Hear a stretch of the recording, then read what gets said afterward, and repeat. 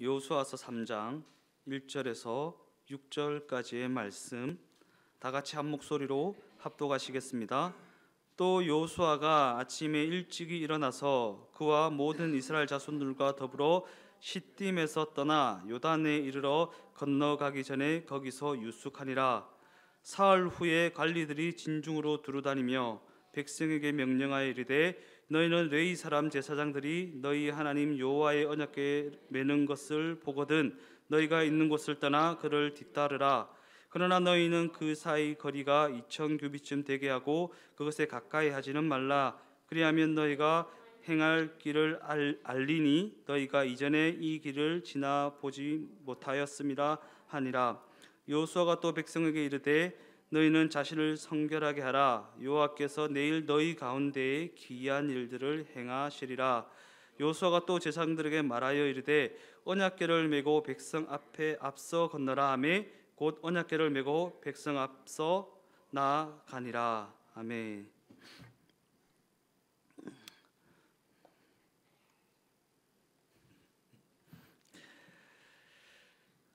오늘 저는 읽으신 본문의 말씀을 가지고 동행하는 자리는 은혜가 베풀어지는 자리입니다. 동행하는 자리는 은혜가 베풀어지는 자리입니다. 이런 제목을 가지고 함께 은혜를 나눠보고자 합니다.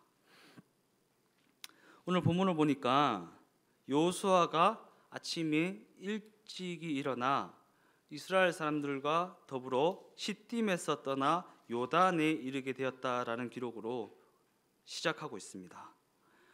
여기서 시딤이라고 하는 장소는 작대기, 곧 몽둥이라는 뜻을 가진 장소입니다. 작대기로 몽둥이를 두들겨 맞은 장소, 이러한 의미를 가진 장소입니다. 왜냐하면 이는 이 시딤이라고 하는 장소가 이스라엘 백성들에게 있어서 뼈아픈 기억이 있는 그러한 아픔의 장소였기 때문입니다. 어떠한 아픔이었는가? 시딤이라고 하는 이 장소는 이스라엘 백성들이 모압 여인들과 음행을 저질렀던 장소로 그로 말미암아 하나님의 심판을 받아 2만 4천여 명이 죽임을 당한 비극의 장소였다라는 것입니다. 그런데 본문을 보니까 그러했던 이스라엘 백성들이 시딤이라는 아픔의 장소에서 떠나 요단이라 이름하는 장소에 이르게 되었다라는 것입니다. 이는 그들이 시딤에서의 어두웠던 추억은 기억의 저편으로 흘려보내고 새로운 시작을 의미하는 요단에서의 새로운 아침을 맞이하게 되었다는 것입니다. 그러한 관점에서 요단이라 이름하는 이 장소는 성경에서 아주 자주 등장하는 우리에게는 너무나도 익숙한 지명입니다. 그런데 이 지명이 그렇게 익숙하지만 이 지명이 담고 있는 그 의미를 알고 있는 사람은 그다지 많지 않습니다. 그렇다면 요단이라 이름하는 이 장소가 담고 있는 그 의미는 무엇인가? 요단이라 이름하는 이 장소는 내려놓다라는 뜻을 가진 장소로 삶의 모든 죄악의 짐, 삶의 모든 무거운 짐을 그 삶에서 지우고 싶은 모든 아픔의 추억들을 모두 다 내려놓는 장소라는 그러한 의미를 가지고 있는 것입니다. 즉 이스라엘 백성들과 그들의 지도자 여호수아는 시딤이라는 아픔의 장소에서 떠나 모든 짐을 내려놓을 수 있는 요단에 이르게 되었다라는 것입니다. 그러한 관점에서 제가 계속해서 강조하고 또 강조하는 예수님과의 동행의 시간은 우리의 모든 무거운 짐을 내려놓는 요단이라고 할 수 있는 것입니다. 왜냐하면 우리는 예수님과 동행하는 그 시간을 통해 삶의 모든 무거운 짐을 내려놓을 수 있고 그 모든 죄악의 짐에서 자유함을 얻을 수 있기 때문입니다. 그래서 오늘 우리가 찬양했던 것처럼 죄짐 맡은 우리 구주 어찌 좋은 친구인지, 우리의 무거운 짐을 대신 져 주시는 예수님과의 만남의 시간, 그 시간이 그만큼 중요하다라는 것입니다. 본문 2절 상반절 말씀해 보니까 사흘 후에 라는 말씀으로 시작하고 있습니다. 성경은 이스라엘 백성들의 숫자가 남자 장정만 60만 명쯤 된다고 증언합니다. 더 나아가 성경학자들의 보편적인 통계를 보면 이를 가족 단위로 환산하면 최소한 200명 이상 될 것이라고 추정합니다. 게다가 그 안에는 장정만 있는 것이 아니라 어린아이와 노인, 더 나아가 몸이 불편한 사람들까지도 다 포함되어 있었다라는 것입니다. 그러기에 당시 상황을 떠올려보면 어린아이와 노인, 몸이 불편한 사람까지 다 포함된 200만 명이 넘는 사람들을 이끌고 이동을 한다는 것은 너무나도 힘든 일이었을 것입니다. 보통 일이 아니었을 것입니다. 그래서 그들이 요단을 건너고자 한다면 부지런히 길을 떠나 가나안을 향해 신속하게 출발해야만 했다라는 것입니다. 그런데 오늘 본문은 사흘 후에라는 말씀으로 시작합니다. 사흘 후에라는 본문의 기록에서 알 수 있듯이 여호수아는 그 요단을 건너기에 앞서 사흘이라는 시간 동안이나 멈추어 서서 하나님의 때를 기다렸다라는 것입니다. 우리가 신앙생활을 하면서 가장 힘들다 느끼게 되는 부분은 하나님의 때를 기다리는 것입니다. 내가 볼 때, 내 기준으로 볼 때, 내 생각으로 비추어 볼 때 이렇게 해서 이렇게 하면 될 것 같은데 하나님이 묵묵부답하고 있으면 그 시간을 기다리는 것이 그만큼 힘이 든다라는 것입니다. 왜 그런 것입니까? 우리 인간은 본질적으로 죄인이기 때문입니다.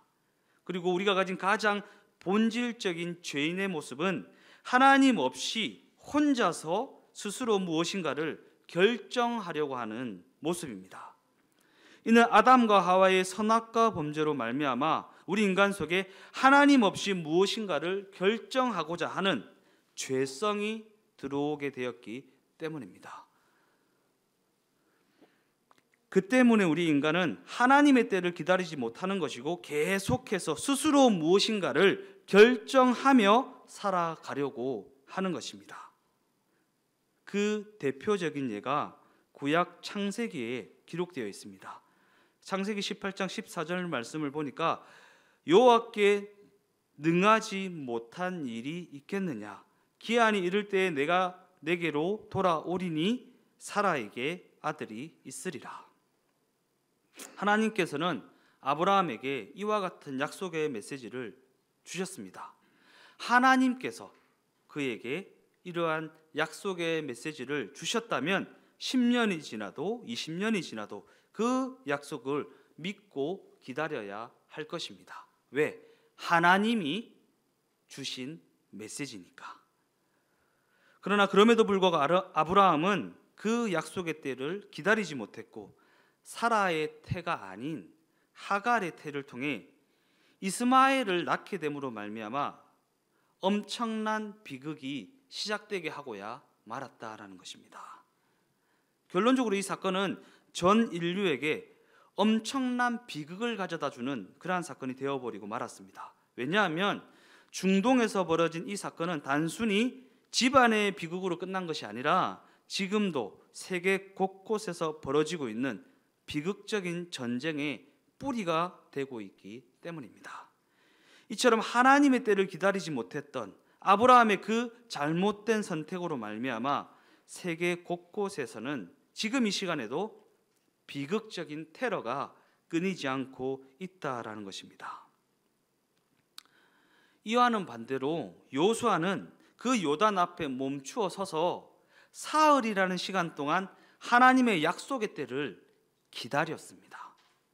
그러한 관점에서 우리 하나님의 자녀들에게 있어서 하나님의 메시지가 주어진다는 것은 너무나도 중요한 부분입니다. 메시지, 방향을 제시해 주시는 하나님의 메시지가 주어진다는 것은 너무나도 중요한 일이라는 것입니다. 왜냐하면 하나님이 주시는 약속의 메시지가 없다면 그 인생은 망한 인생이 되어버리고 말기 때문입니다. 그러게 세상 사람들의 눈으로 볼 때 그 인생이 뭔가 잘 되는 것 같고 잘 되는 인생처럼 보일지는 몰라도 그 인생에 하나님이 주시는 약속의 메시지가 없다면, 하나님이 제시해 주시는 방향성이 없다면 하나님이 보시기에 그 인생은 이미 망한 인생이라고 볼 수 있다라는 사실입니다. 방향성. 신앙은 방향성이라 했습니다. 신앙은 우리의 행위에 달려 있는 것이 아니라 방향성이 있습니다. 방향성.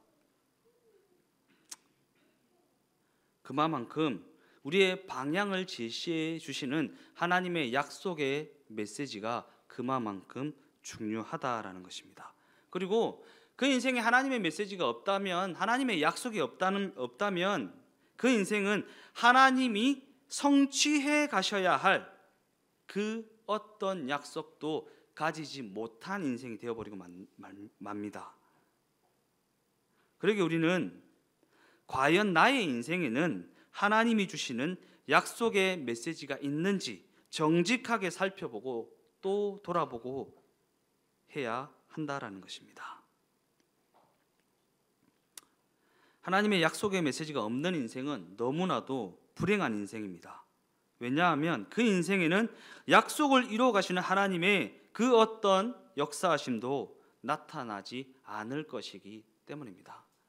하나님께서, 성경을 보면 하나님께서 역사하심을 나타내실 때 보면 항상 약속을 먼저 주시고 그 약속의 성취로서의 역사를 이루어가는 것을 우리가 볼 수 있습니다. 그러기에 약속이 주어지지 않았다면, 하나님의 뜻이, 하나님의 목적이 제시되지 않았다면 그 인생에는 하나님의 일을 이루어 가시는 하나님의 전지전능하심이 나타나지 않는다라는 것입니다.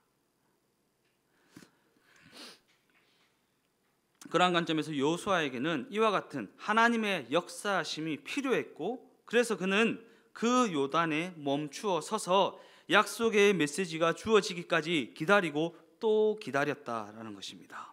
본문 2절에서 3절까지의 말씀입니다.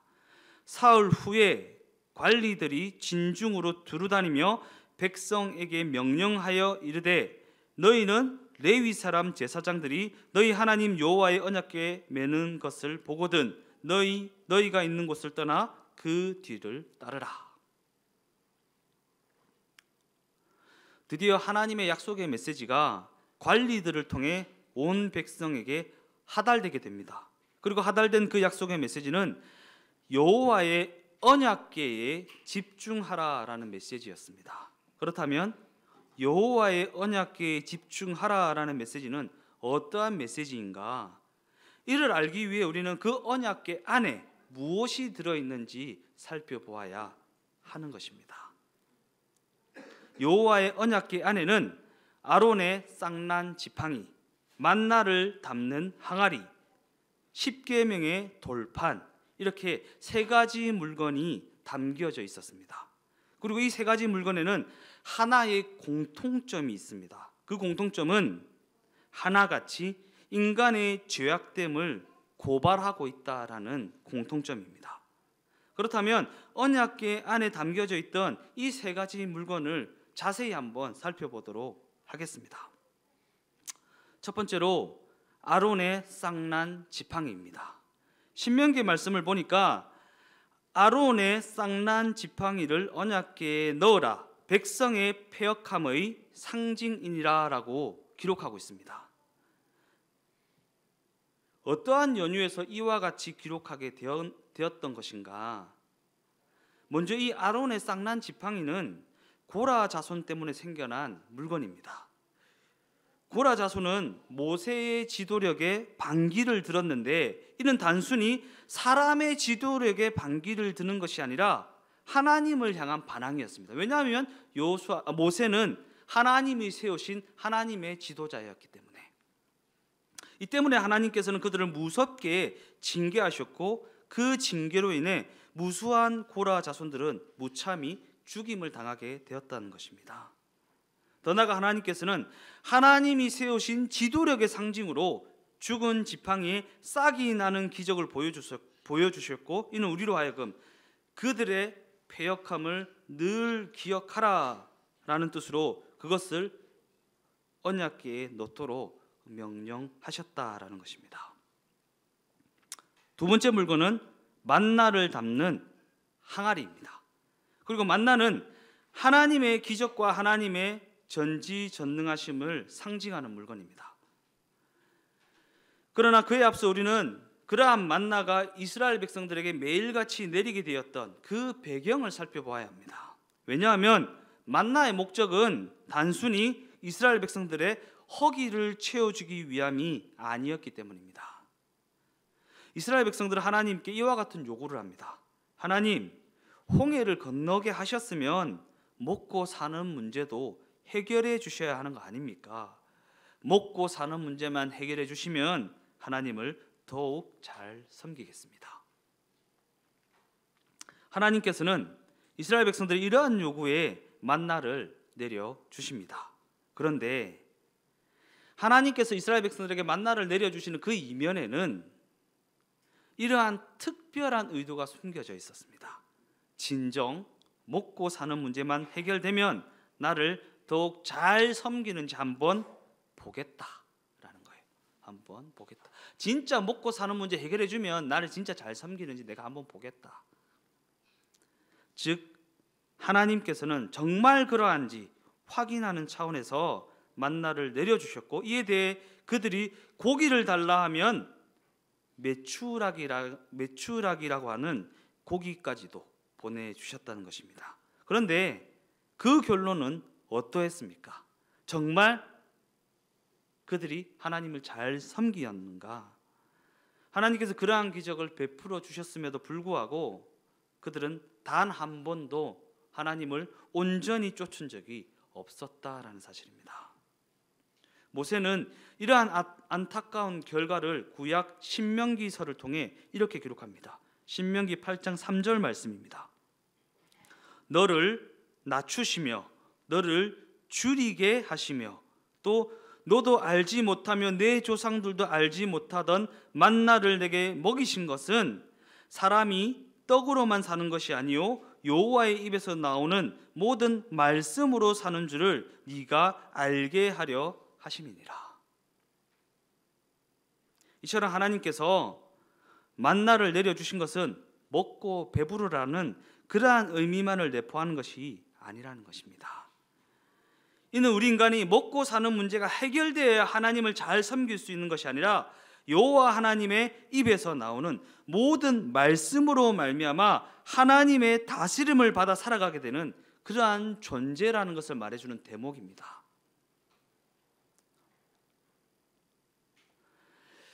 세 번째 물건은 십계명의 돌판입니다.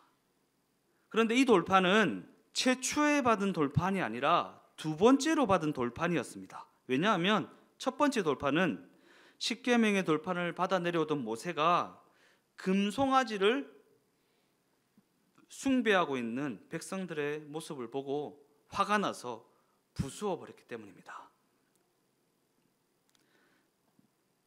첫 번째 돌판이 부수어진 그 내막은 어떠한가?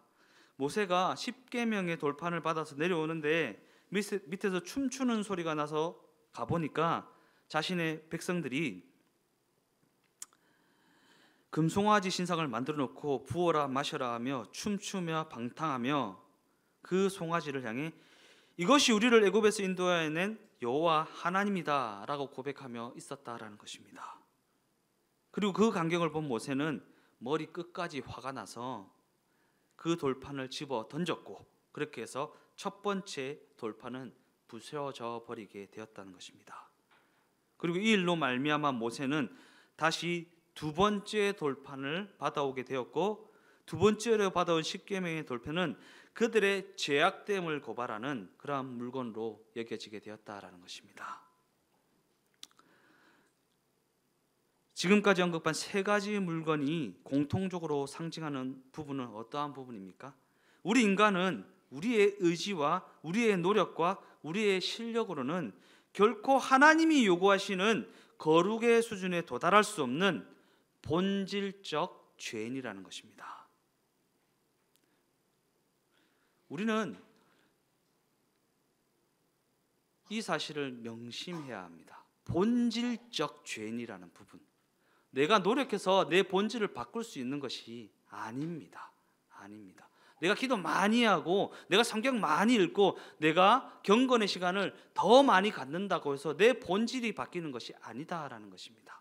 그래서 오직 의인은 믿음으로 말미암아 살리라는 말씀처럼 십자가 사건이 내 본질을 바꾼다는 그 믿음으로 말미암아 우리가 거룩에 이르게 되는 것이지, 내 노력으로 내 실력으로 내 본질이 바꿔지는 게 아니라는 것을 우리가 명심하고 또 명심해야 하는 것입니다. 이처럼 본질적 죄인인 우리 인간은 결코 믿음의 대상이 될 수 없다는 것이고, 아무리 의를 행한다 할지라도, 아무리 경건의 시간을 많이 가진다 할지라도 그 결과는 죄악일 수밖에 없다는 것입니다. 그래서 이 때문에 하나님께서는 오늘 본문을 통해 우리 모두에게 언약궤에 집중하라라는 메시지를 주시고 계시는 것입니다. 이 언약궤가 지성소에 있었을 때에 어떻게 했습니까? 제사장이 잡은 어린 양의 피를 그 언약궤 위에 부었습니다. 왜 그렇게 했습니까? 그 언약궤 안에는 우리 인간이 얼마나 추악한 존재인지 구체적으로 고발하고 있는 세 가지 물건이 들어있었기 때문입니다. 그리고 이 때문에 그 언약궤 위에는 하나님의 자비와 용서와 긍휼을 상징하는 어린 양의 피가 부어져야만 했다라는 것입니다. 그래서 당시 사람들은 이 언약궤의 상단 부분, 어린 양의 피가 부어지는 그 부분을 시은좌라고 불렀습니다. 시은좌, 베풀 시, 은혜 은 자리 좌, 곧 은혜가 베풀어지는 자리, 곧 어린 양의 피가 부어지는 그 자리가 바로 하나님의 은혜가 베풀어지는 자리고 하나님의 임재가 나타나는 자리가 된다라는 것입니다. 그리고 그 언약궤는 제사장들의 어깨에 메어졌고, 언약궤를 맨 제사장들은 백성들을 앞서 요단강으로 들어가게 됩니다.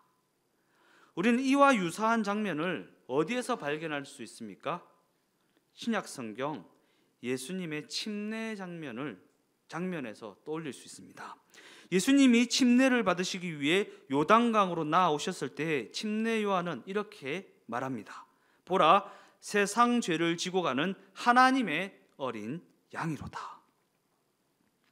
요단강은 죽음의 강이라는 의미를 가지고 있습니다. 이는 이 요단강이 바로 우리의 모든 옛 습관이 죽어지는 장소이고 우리의 모든 죄악된 모습들이 죽어지는 장소이기 때문입니다. 그래서 어린 양 예수, 죄 없으신 하나님의 아들이 우리의 모든 죄를 다 짊어지고 요단이라 이름하는 죽음의 강으로 들어가셨던 것입니다. 그런 관점에서 오늘 본문은 예수님이 우리의 모든 죄를 다 짊어지고 요단강으로 들어가셨던 것처럼 인간의 죄악됨을 고발하는 언약궤를 맨 제사장들이 이스라엘 백성을 앞서 죽음의 강으로 들어가고 있는 장면을 그리고 있는 것입니다. 지난 시간에도 언급드렸던 것처럼 요단강을 건너야 가나안 땅에서의 삶이 의미가 있는 것입니다. 지금까지 내가 최고의 가치로 여기고 살아가던 그 가치가 요단강에서 죽어지고 하나님의 말씀이 최고의 가치로 여겨지는, 예수님이 최고의 가치로 여겨지는, 하나님이 제시하시는 그 방향이 최고의 가치로 여겨지는 그러한 인생이 되어져야 가나안 땅에서 하나님의 다스림을 받아 그 땅에서의 삶을, 하나님의 나라로서의 삶을 살아갈 수 있게 되기 때문입니다.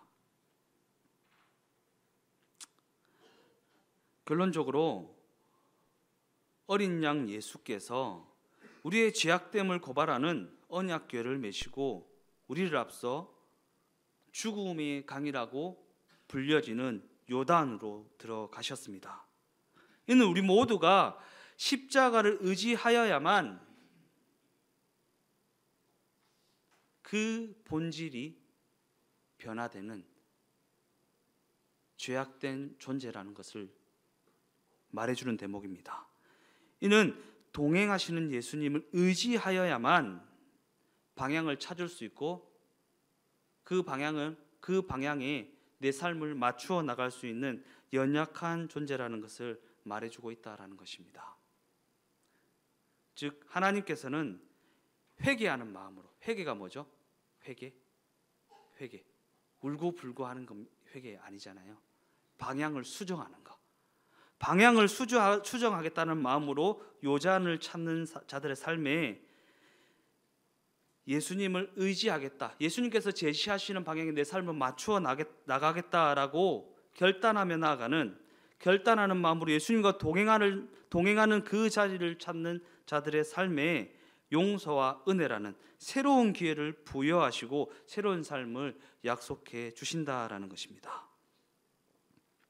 날마다 넘어지고 날마다 쓰러지는 우리 모두의 삶의 모습이지만, 그럼에도 불구하고 우리가 십자가를 찾고 동행하시는 예수님께 은혜를 구하면 용서와 회복이라는, 틀어졌던 방향이 다시 회복되는 그 은혜가 우리 모두의 삶에 임하게 되는 것입니다.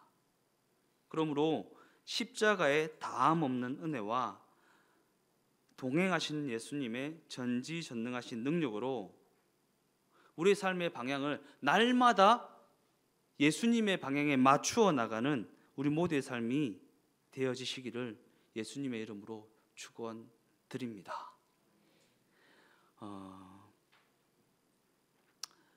다 같이 기도하겠습니다. 하나님 감사합니다. 오늘도 이렇게 저희들 심령 가운데 말씀하여 주시니 감사를 드립니다. 우리는 연약하여서 눈에 보이고 귀에 들리고 손에 잡히는 상황과 환경과 여건에 자유하지 못합니다. 들려지는 것과 보여지는 것과 만져지는 것 때문에 삶의 방향이 흐트러질 때가 너무나도 많이 있습니다. 그러나 우리가 그럼에도 불구하고 십자가를 찾고 동행하시는 예수님께 나아가면 우리의 삶의 방향을 다시 수정해 주시고 다시 믿음의 주여 온전케 하시는 예수의 길로 행할 수 있는 기회를 허락해 주신다고 오늘 성경은 약속하고 있습니다. 우리가 어떠한 상황과 환경과 여건에 있든지 우리의 삶의 방향을 다시 수정해 주시는 그 은혜의 자리를 찾는 그 동행의 자리를 사모하여서 늘 예수님과 동행하며 삶의 방향을 예수님께 의탁드리는 우리의 삶이 다 되게 하여 주시옵소서. 그래서 우리의 삶의 끝이 사람의 열매로, 인간적인 열매로 가득한 것이 아니라 예수님께 올려드릴 수 있는 성령의 열매로 가득한 그러한 인생이 될 수 있도록 함께 하시고 주장하시고 주관하시고 인도하여 주시옵소서. 모든 것 주께 감사를 드리오며 예수님의 이름으로 기도드리옵나이다. 아멘.